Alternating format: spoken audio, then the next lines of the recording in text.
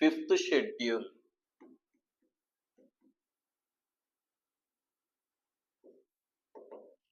Fifth schedule ని గమనించాము అంటే ఈ ఫిఫ్త్ షెడ్యూల్ ఏమని పేర్కొంటుంది అంటే మా గిరిజన పరిపాలన, గిరిజన పరిపాలన గురించి తెలియజేస్తుంది 5వ షెడ్యూల్ అనేది. సో అయితే ఈ గిరిజన పరిపాలన క్రింద 5వ షెడ్యూల్లోని గిరిజన పరిపాలన క్రింద ఎన్ని రాష్ట్రాలు ఉన్నాయి అంటే మొత్తం 10 రాష్ట్రాలు ఉన్నాయమ్మా. 10 రాష్ట్రాలు కలవు గిరిజన పరిపాలన క్రింద. 5వ షెడ్యూల్లో గిరిజన పరిపాలన క్రింద మొత్తము 10 రాష్ట్రాలు కలవు. అనగా 10 రాష్ట్రాలలోని గిరిజన పరిపాలన గురించి 5వ షెడ్యూల్ అనేది పేర్కొంటుంది. సరే ఏంటి ఆ 10 రాష్ట్రాలు అనే అంశాన్ని కూడా మనం గమనించాము అంటే, సో ఆ 10 రాష్ట్రాల గురించి మనం తెలుసుకునే ప్రయత్నం చేశామంటే మా ఈ రాష్ట్రాలు 5వ షెడ్యూల్లో గిరిజన పాలన క్రింద ఉండేటువంటి రాష్ట్రాలు ఏంటి అనే అంశం పైన మనకి ఎగ్జామినేషన్ పాయింట్ ఆఫ్ వ్యూలో బిట్ అడుగుతూ వస్తున్నారు. ఈ రాష్ట్రాలు చాలా ఇంపార్టెంట్ అవుతాయి, కొంచెం జాగ్రత్తగా ఫోకస్ చేసి నేర్చుకోండి. ఏంటి ఆ రాష్ట్రాలు అంటే మనము తెలుగు రాష్ట్రాలలో ఉన్నాం కాబట్టి ఆ తెలుగు రాష్ట్రాలు ఈ గిరిజన పరిపాలన క్రింద ఉన్నాయి. ఇది ఈజీగా గుర్తుపెట్టుకోవచ్చా లేదా? తెలుగు రాష్ట్రాలలో మనం ఉన్నాము. సో ఆ తెలుగు రాష్ట్రాలు ఈ గిరిజన పరిపాలన క్రింద 5వ షెడ్యూల్లో ఉన్నాయి.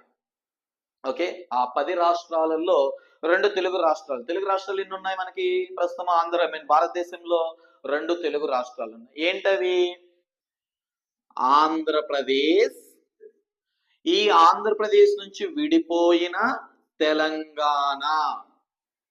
ఆంధ్రప్రదేశ్ మరియు ఆంధ్రప్రదేశ్ నుంచి విడిపోయిన తెలంగాణ ఈ 10 రాష్ట్రాల్లో 2 రాష్ట్రాలు అని చెప్పుకోవచ్చు. ఇంకా ఏమున్నాయి? ఈ తెలంగాణతో బార్డర్ ని షేర్ చేసుకునేటటువంటి ఒక రాష్ట్రము, ఆ రాష్ట్రమే మహారాష్ట్ర.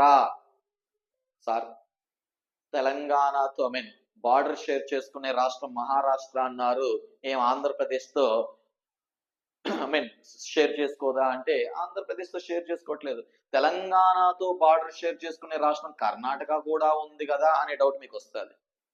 సో ఇది ఆంధ్రప్రదేశ్ తో కూడా బార్డర్ షేర్ చేసుకుంటుంది కదా, ఏది తీసుకోవాలంటే ఆంధ్రప్రదేశ్ తో షేర్ చేసుకొని తెలంగాణతో షేర్ చేసుకునే రాష్ట్రాన్ని తీసుకోకూడదు. ఇక్కడ కేవలము తెలంగాణతో మాత్రమే, అంటే ఈ 2 రాష్ట్రాలలో తెలంగాణతో మాత్రమే షేర్ చేసుకునేటువంటి బార్డర్ ని షేర్ చేసుకునే రాష్ట్రము అని గుర్తుపెట్టుకోండి. మీరు గుర్తుపెట్టుకోవడానికి మాత్రమే అలా నేను చెప్తున్నాను.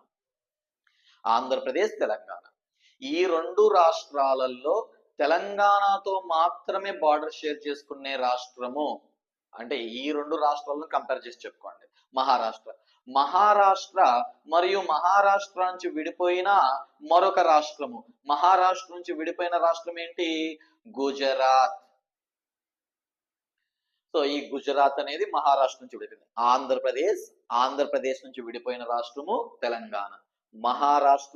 మహారాష్ట్ర నుంచి విడిపోయిన రాష్ట్రము గుజరాత్. సో మొత్తం మనకి 4 రాష్ట్రాలు వచ్చాయి. సో మరో 2 రాష్ట్రాలని మనం గుర్తుపెట్టుకోవడానికి ఒక ఎడారి రాష్ట్రము, ఒక మంచు రాష్ట్రము అని గుర్తుపెట్టుకోండి. ఒక ఎడారి రాష్ట్రము, ఒక మంచు రాష్ట్రము. ఎడారి రాష్ట్రము అంటే ఏ రాష్ట్రం వస్తుంది? రాజస్థాన్. ఎడారి రాష్ట్రము అంటే రాజస్థాన్. మంచు రాష్ట్రము ఏంటి? సడన్ గా మంచు రాష్ట్రం అనగానే ఇప్పుడు మీరు అందరూ చెప్పేస్తారు జమ్మూ కాశ్మీర్ అని. ఆగండి, జమ్మూ కాశ్మీరు ప్రస్తుతం రాష్ట్రమా? ఒకసారి ఆలోచించు, తొందరపడద్దు. సో మంచు రాష్ట్రం పైన ఈ భారతదేశ మ్యాప్ ని మీరు ఒకసారి గమనిస్తే ఈ మ్యాప్ లో ఫస్ట్ ఏ రాష్ట్రం అంటే జమ్మూ కాశ్మీర్, లద్దాఖ్ అనే 2 కేంద్రపాలిత ప్రాంతాలుగా ఆ పై రాష్ట్రం వెళ్ళిపోయింది, జమ్మూ కాశ్మీర్ రాష్ట్రం. ఇప్పుడు ఏముంది ఇక్కడ? హిమాచల్ ప్రదేశ్. సో మంచు రాష్ట్రం ఏంటి? హిమాచల్ ప్రదేశ్. సో ఇలాగా రాజస్థాన్, హిమాచల్ ప్రదేశ్. ఇది ఎడారి, ఇది మంచు అని గుర్తుపెట్టుకోండి. ఇలాగా ఒక ఎడారి రాష్ట్రము మరియు ఒక మంచు రాష్ట్రం కూడా ఉంది అనేది మనము ఈ విధంగా ఐడెంటిఫై చేసుకోవచ్చు. అలాగే మీరు ఆల్రెడీ జాగ్రఫీ మీద కాస్త అవగాహన ఉంది అని అనుకుంటే మనము గిరిజన పరిపాలన గురించి మాట్లాడుతున్నాం. గిరిజనులు అని అనగా షెడ్యూల్ ట్రైబ్స్ అని అంటామమ్మా. షెడ్యూల్ ట్రైబ్స్ గిరిజనులు. ట్రైబ్స్ గిరిజనులు అత్యధికంగా ఈ భారతదేశంలో ఎక్కడ ఉన్నారు అనేది మీరు జాగ్రఫీలో నేర్చుకుంటారు. ఎక్కడ ఉన్నారు? మధ్యప్రదేశ్. గిరిజనులు అత్యధికంగా ఎక్కడున్నారు? మధ్యప్రదేశ్. సో మధ్యప్రదేశ్ కూడా ఈ 10 రాష్ట్రాలలో ఒక రాష్ట్రంగా మనం పేర్కొనవచ్చు. ఇంకా ఏ రాష్ట్రాలు ఉన్నాయి? మా మధ్యప్రదేశ్ మరియు మధ్యప్రదేశ్ నుంచి విడిపోయిన ఒక రాష్ట్రము ఛత్తీస్గఢ్. సో ఇది ఒక రాష్ట్రం ఈ 10 రాష్ట్రాలలో. సో చూడండి, చాలా సింపుల్ గా ఉన్నాయి. చూడండి, మన రాష్ట్రాలమ్మ, మన తెలుగు రాష్ట్రాలు ఆంధ్రప్రదేశ్, తెలంగాణ. ఈ తెలంగాణతో బార్డర్ షేర్ చేసుకునే మహారాష్ట్ర, మహారాష్ట్ర నుంచి విడిపోయిన గుజరాత్, ఒక ఎడారి రాష్ట్రము అనగా రాజస్థాన్, ఒక మంచు రాష్ట్రము అనగా హిమాచల్ ప్రదేశ్. ఇంకా ఏంటి? గిరిజనులు అత్యధికంగా ఉండేటటువంటి రాష్ట్రము మధ్యప్రదేశ్. ఆ మధ్యప్రదేశ్ నుంచి విడిపోయిన రాష్ట్రము ఛత్తీస్గఢ్. ఎన్ని వచ్చాయి? 8 రాష్ట్రాలు వచ్చేసాయి ఇక్కడ. ఇంకెన్ని రాష్ట్రాలు మనం తెలుసుకోవాలి? 2 రాష్ట్రాలు తెలుసుకుంటే సరిపోతుంది. ఆ 2 రాష్ట్రాలు, ఒకటి ఒడిస్సా, ఒడిస్సా రాష్ట్రం ఒకటి, మరొకటి జార్ఖండ్. ఒడిస్సా, జార్ఖండ్. ఈ 2 రాష్ట్రాలను ఒక పేరుగా గుర్తుపెట్టుకునే ప్రయత్నం చేయండి. సో 10 రాష్ట్రాలు ఈజీగా కళ్ళు మూసుకొని చెప్పేసేయచ్చు.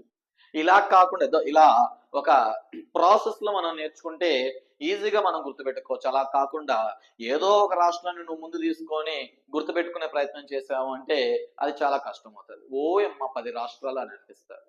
ఏం లేదు, 10 రాష్ట్రాలు సింపుల్ గా చెప్పేసేయచ్చు. ఓకే, సో ఈ 10 రాష్ట్రాలలో గిరిజన పరిపాలన గురించి 5వ షెడ్యూల్ పేర్కొంటాది. కేవలం ఈ 10 రాష్ట్రాలలోని గిరిజన పరిపాలన గురించి 5th షెడ్యూల్ అనేది తెలియజేయడం జరుగుతుందన్నమాట. సో ఇలాగ 5th షెడ్యూల్ గురించి మనం డిస్కస్ చేసుకోవచ్చు. అలాగే ఈ గిరిజన పాలనకు సంబంధించిన మరికొన్ని అంశాలు ఇక్కడ మనం గమనించాము అంటే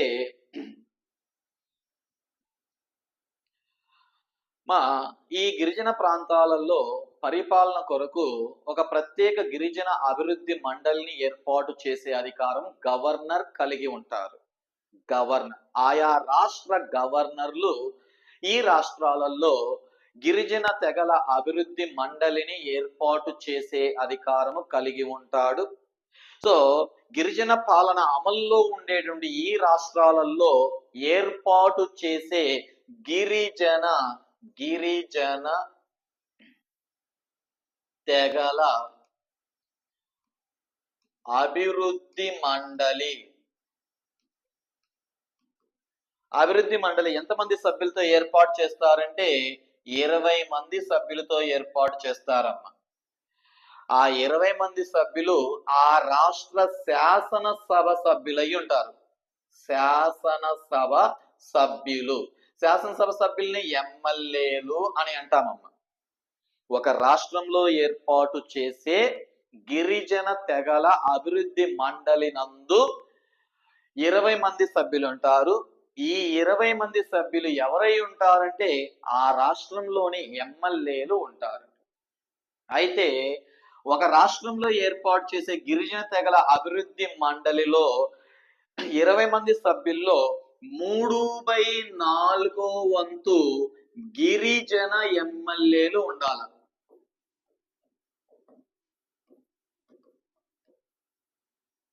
ఎంత సంఖ్యలో? 3/4 వంతు ఎమ్మెల్యేలు గిరిజన తెగలకు చెందిన వారై ఉండాలి.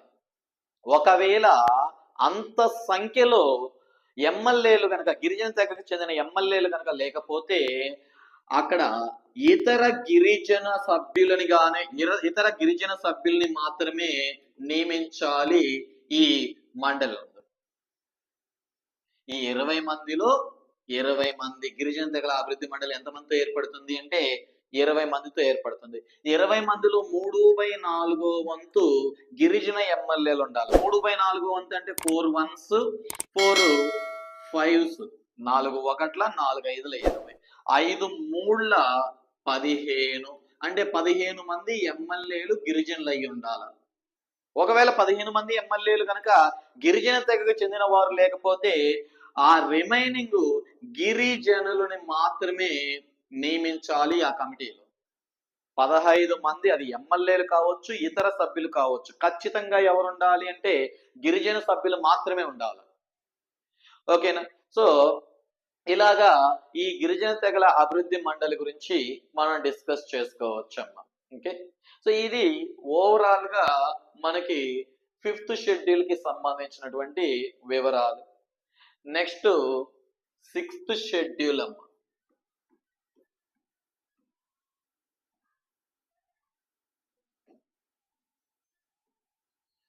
సో ఈ 6th షెడ్యూల్ గా మనం గమనించామంటే ఇది 4 రాష్ట్రాలలో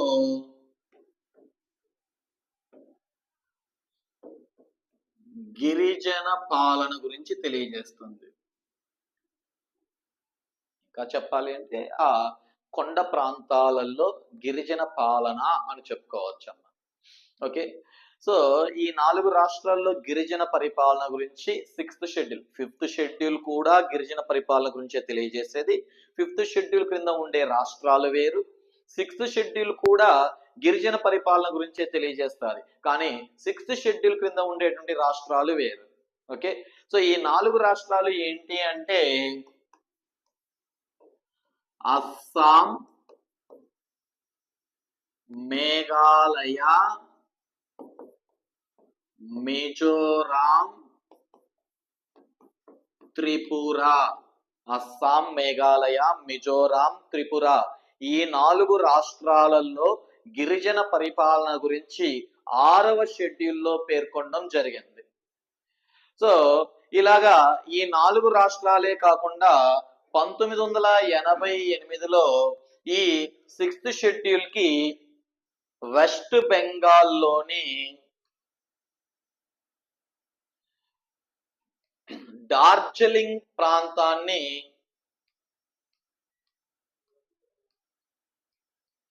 వెస్ట్ బెంగాల్లో డార్జిలింగ్ అనేది ఒక ప్రాంతము. ఈ డార్జిలింగ్ ప్రాంతాన్ని గూర్ఖా హిల్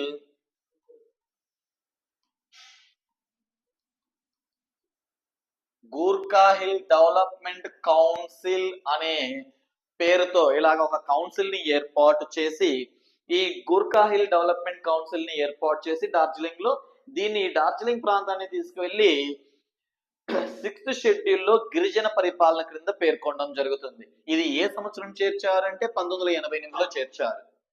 అయితే మా రాష్ట్రాలు అని అడిగినప్పుడు ఎన్ని రాష్ట్రాలు ఉన్నాయి అంటే 4 రాష్ట్రాలు, అస్సాం, మేఘాలయ, మిజోరాం, త్రిపుర అనే ఈ 4 రాష్ట్రాలు గిరిజన పరిపాలన గురించి 6వ షెడ్యూల్ తెలియజేస్తారు.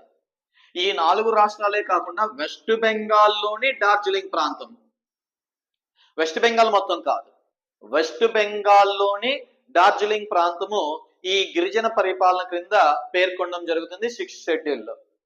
సో ఇలాగా ఈ 5th మరియు 6th షెడ్యూల్స్ రెండూ కూడా గిరిజన పరిపాలన గురించి తెలియజేస్తాయండి.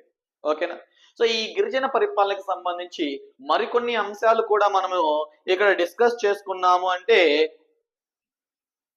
మరికొన్ని ఇంపార్టెంట్ పాయింట్స్ ఇక్కడ గమనిస్తే, మా ఈ భారతదేశంలో ఒక ప్రాంతాన్ని షెడ్యూల్ ప్రాంతంగా ప్రకటించేటటువంటి అధికారం ఎవరు కలిగి ఉంటారు అంటే,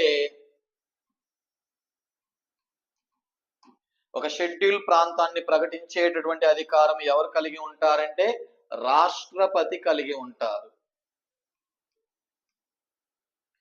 భారతదేశంలో ఒక ప్రాంతాన్ని షెడ్యూల్ ప్రాంతంగా గుర్తించే లేదా షెడ్యూల్ ప్రాంతంగా ప్రకటించేటటువంటి అధికారము ఈ భారత రాష్ట్రపతి కలిగి ఉంటాడు. అలాగే ఒక షెడ్యూల్ ప్రాంతము యొక్క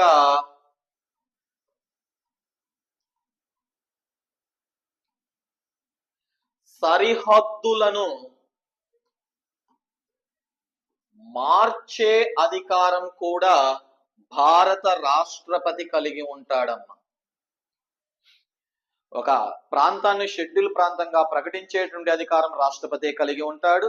ఒక షెడ్యూల్ ప్రాంతం యొక్క భౌగోళిక సరిహద్దులని సవరించేటటువంటి అధికారము, భౌగోళిక సరిహద్దులని మార్చేటటువంటి అధికారము భారత రాష్ట్రపతి కలిగి ఉంటాడు. ఓకేనా? ఒక షెడ్యూల్ ప్రాంతము యొక్క శాంతి భద్రతలు మరియు సుపరిపాలనా బాధ్యతలు, ఒక షెడ్యూల్ ప్రాంతము యొక్క